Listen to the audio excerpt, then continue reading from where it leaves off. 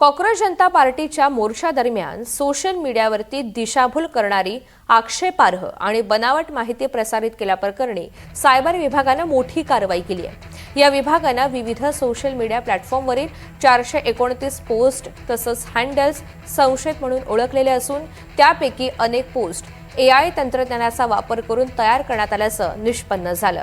Cyber विभागाच्या प्राथमिक तपासामध्ये Instagram, x, Facebook आणि यूट्यूबवरील 500 पेक्षा अधिक प्रोफाइल्स या दिशाभूल करणाऱ्या असल्याचं आढळून आलंय। या मोहिमेद्वारे खोटी माहिती, डीप फेक व्हिडिओ आणि भ्रामक मजकूर प्रसारित करून जनतेची दिशाभूल करण्याचा प्रयत्न झाल्याचा संशय व्यक्त केला जातोय। एसटी महामंडळाच्या विकासासाठी सार्वजनिक खासगी भागीदारी तत्वाचा वापर करण्याच्या धोरणाला महाराष्ट्र मोटर कामगार संघानं तीव्र आक्षेप घेतलाय। या धोरणामुळे कर्मचाऱ्यांचं मोठं नुकसान होणार असून प्रवाशांसाठी देखील अनेक अडचणी निर्माण होतील अशी भीती वर्तवली जाते।